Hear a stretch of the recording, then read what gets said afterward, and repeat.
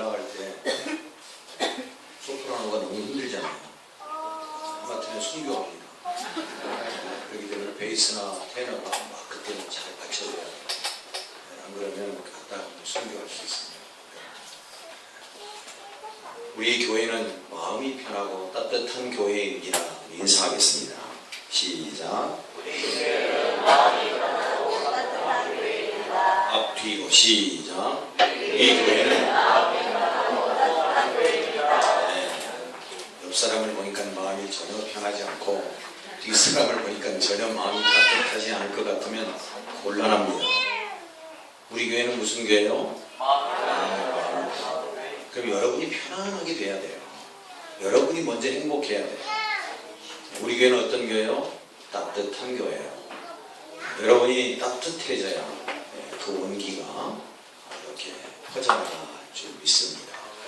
우리 교회는 마음이 편하고 따뜻한 교회, 그런 교회, 우리 모든 성도님들이 들어주시기를 축원합니다. 지난주에 제가 숙제를 냈는데 여러분 숙제를 다 해오셨습니까? 제가 한번 손을 들어서 한번 알아보겠습니다. 혹 지난주에 이번 주에도 보니까 많이들 참석을 못하셨는데 참석 못하신 분은 뭐 어쩔 수 없습니다. 제가 지난주 숙제가 뭐였죠? 집에 들어가셔서 돌아가셔서 사랑하는 자녀들, 손주들 꼭 끌어안고 하나님이 너를 정말로 축복하신다. 하나님이 너를 얼마나 사랑하신 줄 아니? 꼭 끌어안고 한 번씩 해주라고 했는데 하신 분 손 들어보세요. 네, 한번 손 들어보세요. 한 분도 없어요. 한 분, 또 두 분, 또 세 분, 또 설교를 안 할 수가 있습니다. 네. 이렇게 말을 안 들으면 무슨 설교를 백날 하는데 무슨 소용이 있겠어요? 지난주에 다 못 나오셨나요? 아니 네 분만 이렇게 설교를 듣고 순종을 하면 설교를 뭐하러 하겠어요? 오늘 숙제 다시 내줍니다. 지난주에 하신 건 빼고 못 하신 분들은 꼭 5월은 가정의 달입니다. 자녀를 꼭 끌어안으시고 이름을 부르면서 야, 걔 또 좀 그러네. 영수야, 우리 교회 영수 없으시죠? 영수야, 하나님이 너를 얼마나 사랑하신 줄 아니? 하나님이 너를 축복하신다. 꼭 그렇게 끌어안고 해 주시기로 약속하실 분 손 들어봤어요. 네. 이것도 아니고 저것도 아니고 해 주실 분 빨리 손 들으세요. 설교를 안 할 수가 있어요. 정말이에요. 네. 저 고집 있는 사람이에요. 네. 손 내리세요. 네. 오늘 다시 숙제 하나 다 내주겠습니다. 왜냐하면 지난주에 하신 분들이 계십니다. 오늘은 설교 말씀 듣고 집에 돌아가셔서 부부간에 꼭 끌어안으시고 자녀 숙제 안 하신 분들은 자녀 숙제 먼저 하세요. 또 부부간에 먼저 하지 말고 순서가 있잖아요. 어린 주일이 먼저 지났습니다. 부부간에 딱 끌어안으시고 사랑한다고 하나님이 당신을 정말 사랑하신다고 하나님이 당신을 정말로 축복하신다고 남편분들만 듣지 말고 남편도 그렇게 하고 아내도 그렇게 하시기 바랍니다. 이쪽 두 분 다는 전혀 말이 어려운가요? 영어로 할까요? 이쪽 두 분 다는 이해가 되셨습니까? 예, 꼭 그렇게 하시기 바랍니다.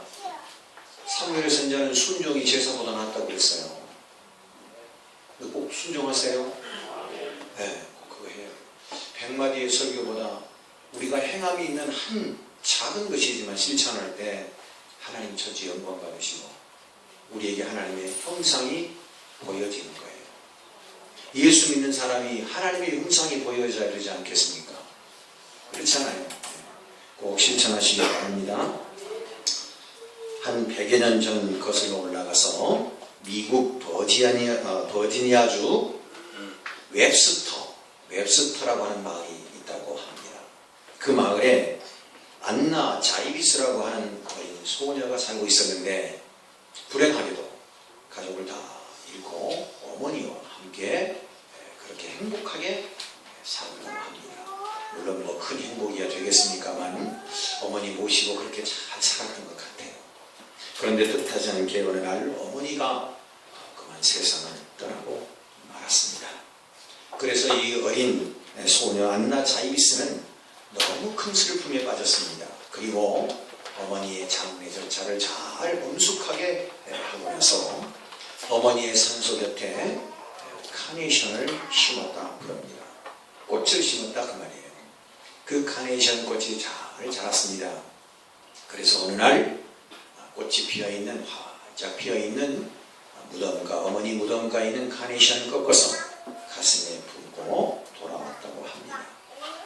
이런 일들이 입소문을 통해서 쭉 지내가면서 전례처럼 그 마을에는 어머니가 돌아가신 사람은 하얀 카네이션을 꽂고 어머니가 살아계신 사람은 빨간 카네이션을 꽂고 그렇게 해서 어머니를 기렸다고 합니다. 이것이 하나의 전통이 되어서 1904년 시애틀에서는 어머니 데이, 즉 마더데이를 정하고 그것을 기념했다고 합니다.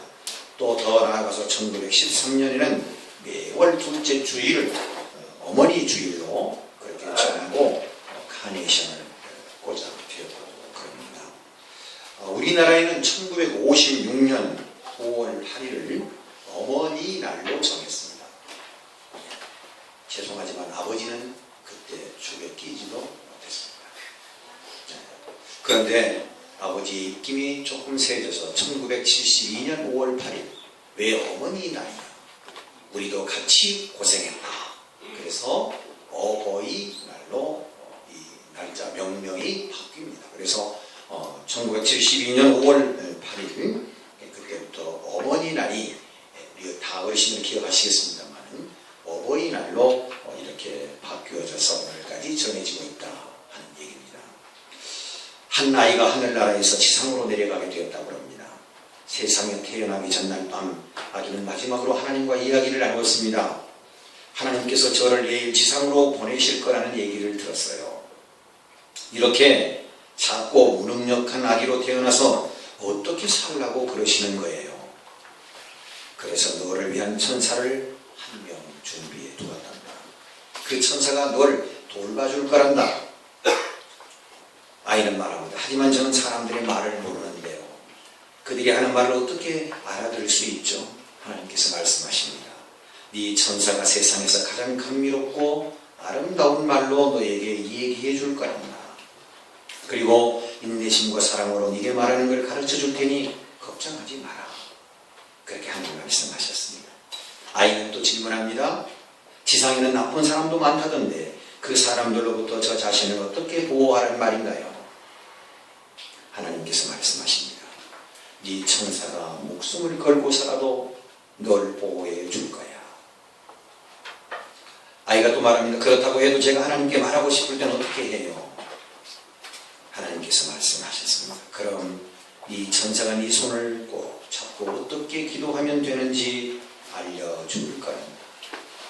하늘나라의 아기는 그 천사의 이름이 궁금했습니다. 하나님, 그러면 저를 지켜주는 그 수호 천사의 이름이라도 좀 알려주시겠어요? 하나님께서 말씀하셨습니다. 그렇게 하지. 내 수호 천사의 이름은 어머니라. 이 땅에 내려온 천사 그 이름은 어머니라는 사실입니다. 오늘 저와 여러분이 이렇게 성장해 있다는 것은 오늘 우리가 이만큼 보호와 지킴 속에서 살아왔다는 것은 부모님의 큰 은혜일 것입니다. 물론 첫째 하나님의 은혜일 것이고 둘째는 부모님의 은혜일 것. 미국에서부터 노래가 노랫말이 되어서 제가 정확하게 기억이 없습니다. 어느 가수가 부른 노래가 있습니다. 어머니의 사랑은 공짜라 노래인데요.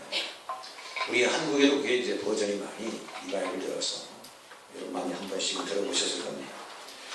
어느 날 아들 녀석이 쪽지를 남기고 바깥으로 훌쩍 나가버렸습니다. 그 쪽지의 내용은 이렇게 쓰여져 있었습니다. 오늘 마당 쓴 값 5달러, 어머니 심부름 한 값 2달러, 학교에서 공부 잘한 것 5달러, 엄마가 장 보러 가실 때 동생 돌봐준 거 3달러 30센트, 합계 15달러 30센트를 제 책상 위에 놔주세요. 그렇게 하고 아이가 밖에를 나갔습니다. 어머니가 이 글을 읽고 나서 이렇게 아들 책상 위에 종이에다가 써 놓았습니다. 아들아, 10달 동안 엄마 뱃속에서 살던 것 공짜. 그동안 먹이고 입힌 것 공짜. 너 아플 때 기도하며 약 사다 먹인 것 공짜. 학교 다니며 공부할 수 있도록 지금까지 뒷바라지 해준 것 공짜. 아들이 밖에 나가 친구들과 놀다가 돌아왔습니다. 그리고 15달러 30센트 15달러 30센트 돈이 책상 위에 놓여 있을 것을 기대하고 돌아왔습니다. 돈을 얻고 어머니가 쓴 글 쪽지가 보였습니다. 아들이 그 글을 읽어 내려갑니다. 그리고 펜을 들어서 그 제일 밑에 이렇게 써왔습니다. 엄마 사랑해. 세상에서 가장 아름다운 거래, 그것은 바로 공짜입니다. 어머니의 사랑은 모두가 공짜라는 것이죠. 오늘 저와 여러분이 이 부모님의 공짜 사랑에 오늘 지금까지 살아왔다 해도 과언이 아닐 것입니다. 저는 어떤 날 책을 읽다가 한 편의 작은 에세이를 읽게 되었습니다. 우리가 너무나 잘 아시는 지금은 은퇴 목사님이 되셨습니다만 한림교회 김진홍 목사님. 그분이 고등학교를 다닐 때 거기 그 에세이 가십의 위의 제목은 삭발모정이라 그렇게 써놨습니다. 그 내용인즉슨 김진홍 목사님이 고등학교를 다닐 때 책이 너무 사보고 싶어서 어머니를 졸랐다는 겁니다. 그랬더니 어느 날 어머니께서 그 책 제목을 적어달라고 해서 적어드렸더니 그 책을 정말로 사고 싶더랍니다. 그래서 그 책을 밤에 펴고 그 책을 읽고 또 읽고 너무 감격해서 어머니에게 감사하다는 말씀을 전하려고 어머니의 방을 들어갔더니 어머니가 주무시는데 수건을 두르고 주무시더라는 겁니다. 그래서 이상하다 싶어서 자세히 살펴보았더니 어머니의 머리카락이 한 가닥도 없이 다 밀려서 어머니의 머리를 팔아서 아들의 책을 사주었다고 한 것입니다. 오래된 얘기긴 합니다만 어머니의 사랑 앞에 김진홍 목사는 그렇게 하염없이 울었다고 합니다.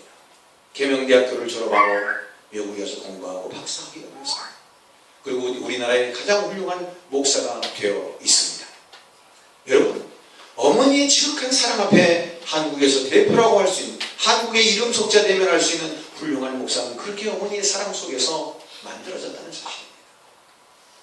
김진홍 목사는 거기 보니까 그런 글도 써놨다. 고등학교 때 공부 잘하고 잘 나가는 아이들, 서울대를 들어갔네, 연대를 들어갔네, 고대를 들어갔네, 떵떵거리는 아이들 40년이 지난 이후에 서울에서 만났다. 진홍아, 너는 왜 그렇게 잘 나가냐? 청와대도 네 마음대로 들락거린다면서? 대통령이 언제든지 콜하면 들어가서 기도도 하고 나온다면서? 야, 오랜만이다. 무슨 얘기를 그렇게 하니? 그리고 그 친구들을 봤더니 옛날에 잘 나갔던 아이들 40년이 지나고 났더니 서울 변들이 한켠에 술집 하나를 차려놓고 거기에서 연연하고 살더라고요. 그분이 오늘 부모님으로부터 물려받은 신앙의 유산이 얼마나 고귀하고 복된 것인지 우리 모두가 깨닫고 알았으면 좋겠습니다. 김진홍 목사는 정말로 어머니의 사랑에 그 통곡했던 그 순간을 잊을 수가 없다고 거기에 쓰고 있습니다. 여러분, 우리는 청개구리의 아픔을 너무나 잘 압니다. 더 늦기 전에 부모님께 효를 다 하시는 저와 여러분이 되었으면 좋겠습니다. 많은 사람들이 다 알고 있습니다. 부모님 효도 해야죠. 그런데 어떻게 할까요? 제가 늘 말씀드리지만 총론에는 강한데 강론에 약해. 어떻게 부모님께 효도해야죠? 돈 좀 많이 벌어서 하겠습니다. 지금 돈이 없어서 여행도 좀 보내드리고 싶은데 돈 때문에 그렇고, 용돈도 좀 듬뿍 드리고 싶은데 제가 돈이 없어서 돈 좀 넉넉하게 벌고 사업 성공하면 꼭 부모님께 효도하겠습니다.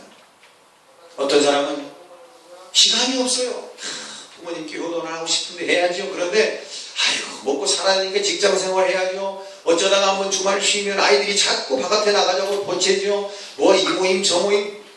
아이고, 시간이 없어요. 제가 조금 나이 들고 어느 정도 가정이 좀 성장하고 아이들도 크고 그러면 그때 내가 부모님께 효도를. 다 명분 없는 이유예요. 변명이에요. 솔직하게 우리의 삶의 우선순위가 잘못됐기 때문에, 우선순위에 밀리기 때문에 그렇게 얘기할 수 있어요. 내 부모를 공경하겠다라고 마음먹으면 제 1번의 우선순위를 두면 할 수 있는 거예요. 그러나 우리는 변명과 핑계를 대고 그렇게 부모님 효도하는 일에 좀 소홀함이 없는지, 아니 우리 모두가 저를 포함해서 반성하고 좀 돌아봐야 되지 않겠느냐 하는 얘기입니다. 오늘 본문의 말씀으로 돌아갑니다. 십계명은 하나님께서 모세에게 주신 계명입니다. 두 돌판에 새겨진 하나님이 친필로 쓰신 계명입니다. 십계명을 말하면 출애굽기 20장과 신명기 오늘 6장을 볼 수 있습니다. 5장을 볼 수 있습니다. 신명기 5장과 출애굽기 20장은 거의 비슷합니다. 다만 다른 것이 있다면 출애굽기 20장은 하나님께서 모세에게 계명을 주셨다라고 하는 사실에 초점이 맞춰져 있습니다. 신명기서는 우리가 아시는 대로 이스라엘 백성들에게 어떻게 살아야 할 것인가를 가르쳐주는 모세의 설교 3편이 담겨져 있는 말씀이 신명기서 전체입니다. 그러면 출애굽기서는 하나님께서 주셨다는 데 초점이 맞췄다면 이제 신명기에서 나타나는 하나님의 말씀은 그 말씀을 우리가 어떻게 지키고 순종하느냐, 여기에 그 관점이, 초점이 맞춰져 있다. 그렇게 우리가 볼 수 있습니다. 그래서 당장 오늘 5계명도 보면 출애굽기서에는 내 부모를 공경하라 그렇게 되어 있지만 오늘 신명기서 5장 읽었던 16절 말씀을 보면 거기에는 뭐라고 그랬습니까? 내 부모를 공경하라. 그 다음에 하나님의 명령이다. 출애굽기서는 그런 말씀이 없어요. 그리고 출애굽기서는 장수하리라 그랬는데 오늘 신명기 5장 16절 뭐라고 그랬어요? 복을 다시 자막 띄워주세요. 오늘 말씀 본문 신명기서 5장 16절 같이 읽습니다. 시작. 너는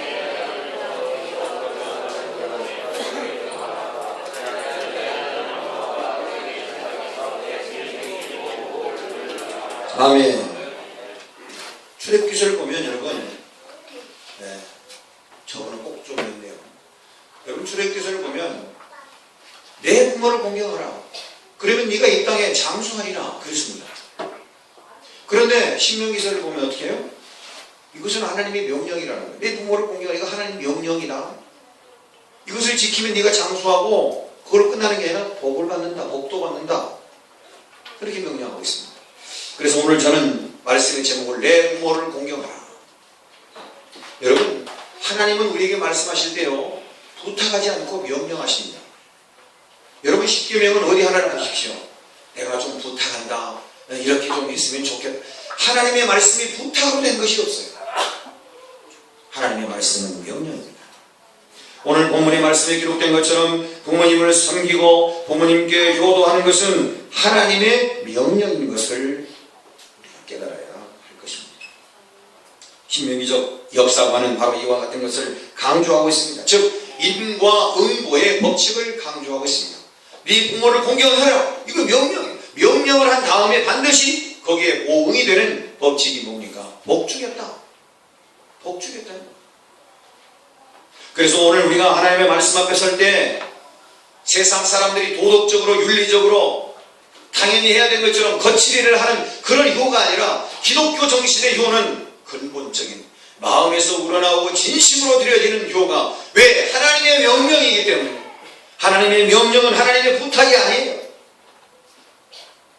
그러므로 세상의 도덕과 윤리를 초월한 그 수준보다 훨씬 더 높은 부모에게 하는 효를 다 해야 한다 하는 사실을 오늘 본문 우리에게 전하고 있습니다.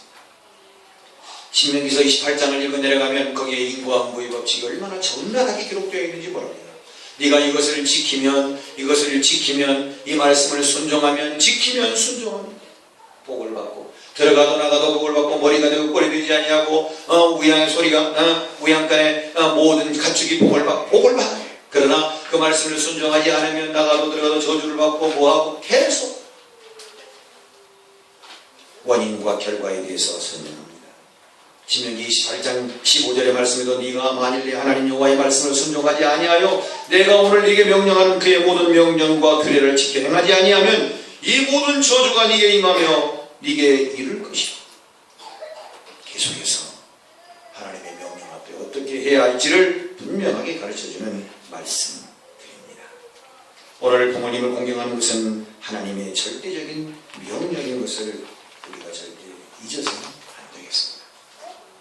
A나 격식이나 갖추고 그것으로 끝나는 그런 거칠어진 것이 아니라 정말로 부모님의 마음을 헤아리는, 그래서 하나님께서 명령하신 대로, 부탁이 아닌 명령하신 대로 그 말씀에 순종하게 될 때에 우리에게 귀한 하나님의 복이 임하게 될 줄 믿습니다. 하나님의 명령 앞에 우리가 어떻게 감히 핑계를 대겠습니까? 하나님의 명령 앞에 우리가 어떻게 감히 변명을 할 수 있겠습니까? 여러분, 우리가 아시는 대로 사무엘상 15장을 읽어 내려가다 보면 거기에 전쟁이 치러지죠. 아말렉 족속과 사울왕이 전쟁을 치릅니다.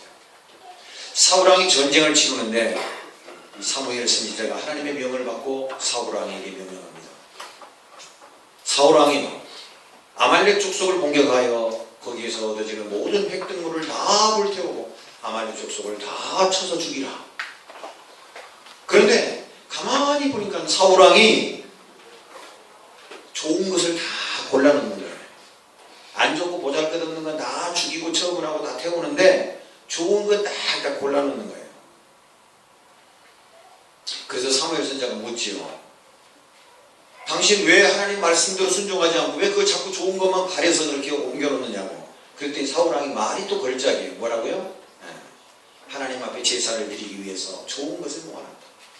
이것은 하나님 앞에 좋은 것을 드리기 위해서 모아놓은 거예요. 그런데 여러분, 하나님께서는 어떻게 말씀하셨어요? 사무엘을 통해서 아니라 하나님의 명령 앞에 적당이라는 건 적당. 핑계와 변명은 있을 수가 없는 거예요. 상황인식, 인간적 생각 다 내려놔야 됩니다. 하나님이 죽이라 하면 죽여, 불태우라 하면 불태워. 거기에 명령 앞에 무슨 뭐 좋은 거 하나, 그거 하나님 모르시겠어요? 그 마음을 모르시겠다는 거예요. 하나님의 명령 앞에 어떤 변명도 해서는 안 될 것이다.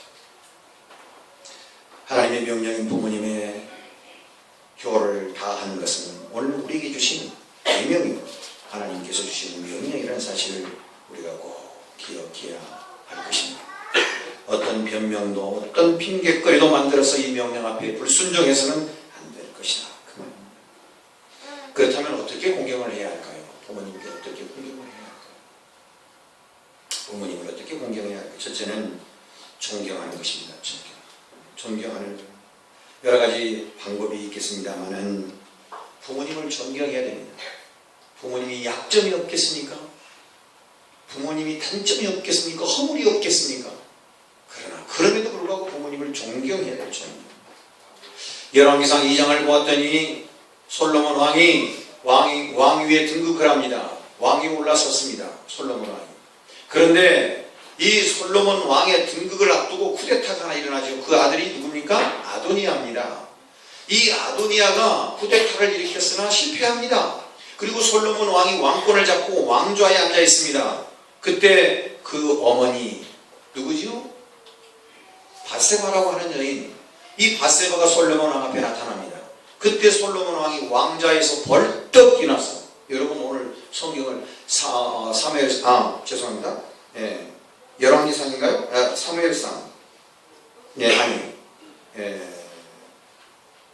열왕기상 2장. 열왕기상 2장을 쭉 한번 읽어보십시오.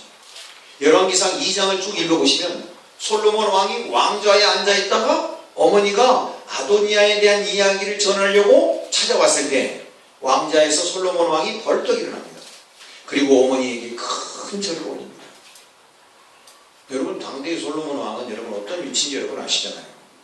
어머니가 오시자 큰 절을 올리고 자기의 우편 보좌에 어머니를 앉힙니다. 큰 침을 오십니다. 사랑하는 성도 여러분, 오늘 우리가 부모님의 약점이 보이고 허물이 보일지라도 부모님을 존경해야 합니다. 아멘이시죠? 두 번째, 받들어 모셔야 된다는 겁니다. 받들어 모셔야 됩니다. 왜냐?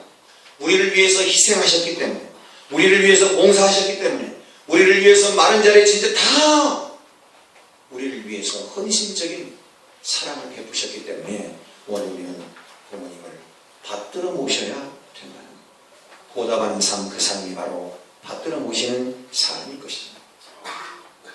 잠언 23장 25절에 내 부모를 즐겁게 하여 너 낳은 어미를 기쁘게 하라고 하였습니다. 부모들은 자녀가 어렸을 때 그들을 돌보고 보호하여 양육했습니다. 이제 부모님이 연로하셔서 어찌 보면 반대 현상이 나타납니다.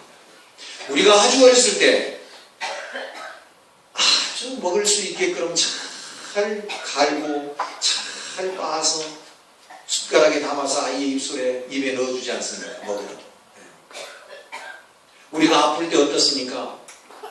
밤새도록 물 찬 수건을 짜가면서 아이의 열을 식혀 아이를 돌보던 부모님이 우리들의 부모님 아닙니까?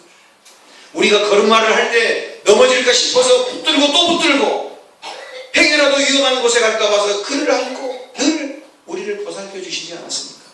좀 크면서 어디 가고 싶어요? 동물원에 가고 싶고 놀이동산 가고 싶고 막 졸라댈 때 우리 부모님들이 어땠습니까? 그 쓰잘데없는 소리를 뭐하라고 하냐고 그렇게 합니까? 그 아이를 붙들고 그래 언제 시간 나면 꼭 가자. 이제 반대가 왔습니다.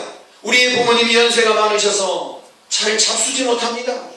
우리가 어렸을 때와 부모님의 손에 받아먹었던 것처럼 오늘 우리도 부모님께 그렇게 베풀어야 되지 않겠냐.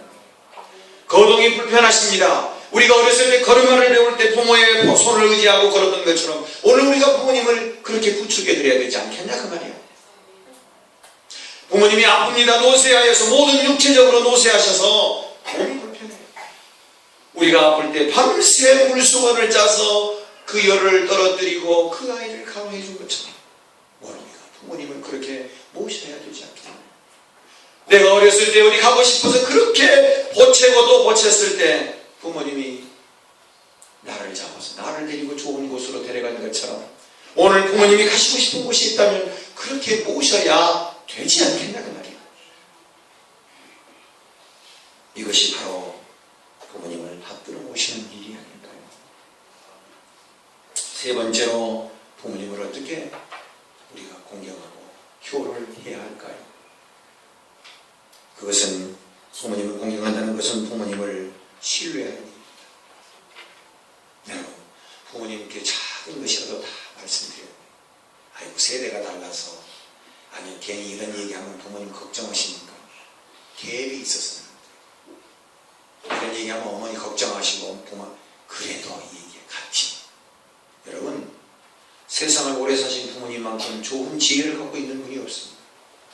태국에 가서 보면 태국의 속담에 이런 속담이 있어요. 노인 한 분이 돌아가시면 태국 속담에 도서관 한 채가 무너졌다 그런 속담이 있어요. 우리 부모님들처럼 세상을 사는 교과서에 없는 지혜를 그분들은 갖고 계신단 말이에요. 그러므로 작은 것이라도 부모님께 알려서 같이 공유한다는 것은 어찌 보면 가장 현명한 일이고 더더군다나 신앙생활하는 부모님께는 그런 갭이 있어서는 안 돼요. 거리를 둔다는 것은 부모님과 신뢰를 파괴하는 행위가 되는 거예요. 여러분 자식을 위해서 엎드려 눈물을 흘리는 부모가 계신다면 그건 큰 축복입니다.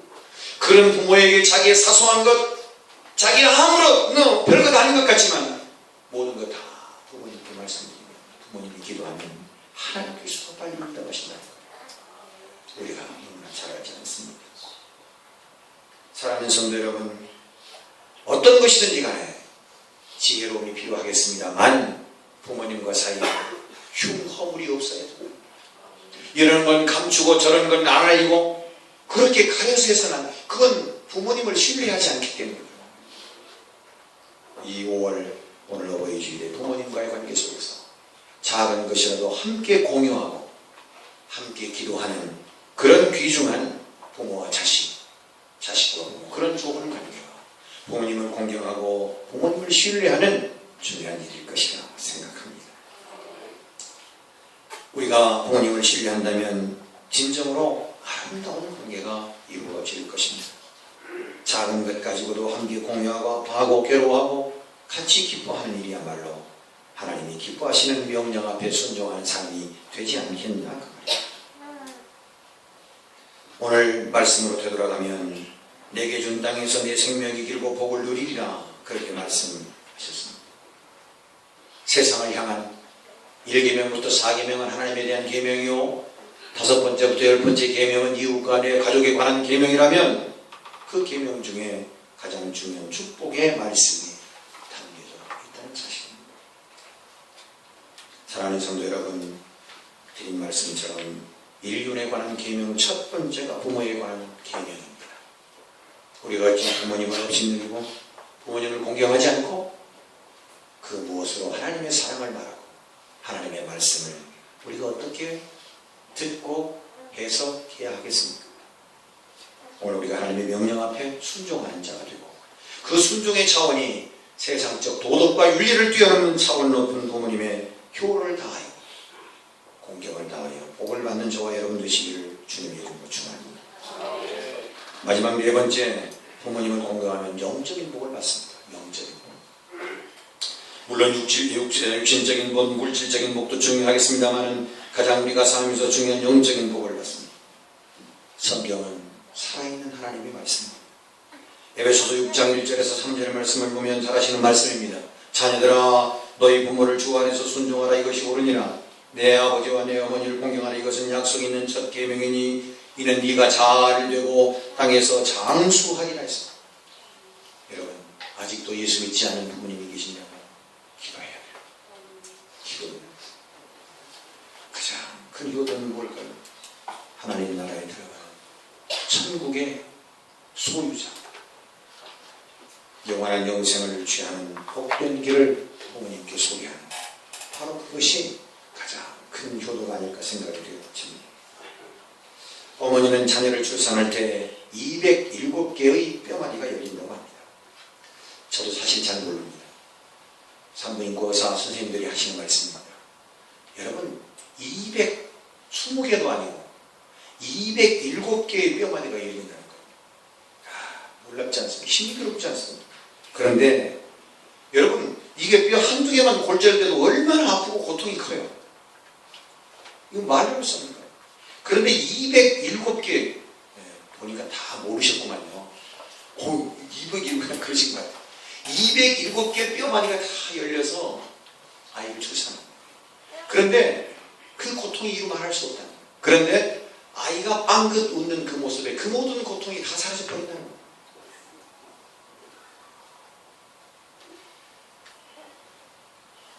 그런데 한 아이를 낳을 때 207개 뼈마디가 열리는데 옛날 어머니들은 어떻습니까? 요즘이야 한 명, 두 명. 옛날에는 거의 축구 한 팀이 기억이 잘 안 나요. 연필 한 타스. 요즘은 연필도 안 써요. 여러분 한 타스가 몇 자루인지도 모르실 거예요. 웃으시네요. 혹시 물어보면 어떻게 하나? 6자루라고 얘기해야 돼요. 연필 한 타스가 몇 자루예요? 연세 드신 분은 잘. 요즘 아이들 연필 한 타스라고 잘 모를 수도 있어요. 집에 12명이 삼촌하고 조카하고 같이 학교로 가는 거예요. 어르신들은 아실 거예요. 밥그릇이요. 무슨 잔칫날 같아 지금 생각해보면. 밥그릇 숫자 상도 2개, 3개 놔야 돼요. 옛날 개가지고. 그런 생활을 사셨어요. 우리 부모님. 그분들의 수고와 헌신이 있었기에 오늘 우리가 있지 않습니까? 여러분, 룻기서 1장 16절 18절에 보면 한 가족에 대한 배경이 나옵니다. 우리가 너무나 잘 아는 룻입니다. 룻. 베들레헴에서 살았습니다. 유대 땅 베들레헴에서 살다가 너무 어려웠습니다. 가뭄이 와서. 그래서 모압으로 내려갑니다. 그래서 자기 남편 엘리멜렉과 두 아들 말련과 기련을 데리고 모압으로 내려갑니다. 그런데 그곳에 내려가서 남편 죽습니다. 두 아들 죽습니다. 청천벽력입니다. 남편 죽는 것도 얼마나 힘듭니다. 그런데 두 아들까지, 두 며느리가 남았습니다. 그래서 니들 고향으로 돌아가라. 새 출발해라. 그런데 끝까지 따르는 며느리가 있으면 누굽니까? 어머니를 따라나서 여인, 시어머니를 따라나서 여인. 그 여인은 다윗의 증조부가 되죠. 예수 그리스도의 족보에 끼는 위대한 이방 여인의 이름으로 족보에 드는 그런 위대한 일을 감당한 여인이 바로 이 룻입니다. 사랑하는 성도 여러분, 그의 고백을 우리가 너무나 잘 알지 않습니까? 어머니께서 가시는 곳에 나도 가고 어머니께서 머무는 곳에서 나도 머물겠나이다. 어머니의 백성이 나의 백성이 되고 어머니의 하나님이 나의 하나님이 되시리니 어머니께서 죽으시는 곳에서 나도 죽어 묻힐 것이다. 늙고 외로운 시어머니를 극진히 모신 젊은 누수를 하나님께서 지극히 높여주셨습니다. 이방 여인에 불과했지만 그는 예수 그리스도의 족보에 든 정말로 복을 받은 여인이었습니다. 우리나라 한문시에 보면은 나무가 고요하고자 하나 바람이 멈추지 않고 자식이 효도하고자 하나 부모는 기다려줘야 합니다. 명심보감에도 보면 부모는 늘 자식이 배부르고 따뜻한가를 묻지만 자식은 부모의 배고프고 추운 것은 마음에 두지도 않는다. 송강정철이라는 분이 시를 썼습니다.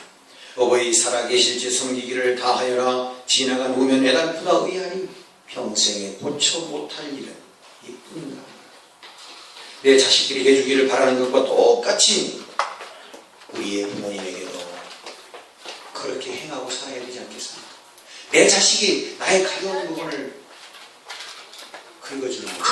나도 내 부모님께 그 가벼운 부분을 긁어주는 자식이 돼야 되지 않겠습니까? 그것이 바로 소크라테스, 그 유명한 소크라테스가 하는 말입니다. 사랑하는 성도 여러분, 부모를 공경하고 부모님께 순종하는 것은 하나님의 명령입니다. 사람이 마땅히 해야 할 도리입니다. 사람답게 살고 하나님의 뜻을 순종하며 하나님께서 약속하신 복을 받아 누리며 사는 진정한 하나님의 자녀가 되시기를 축복합니다.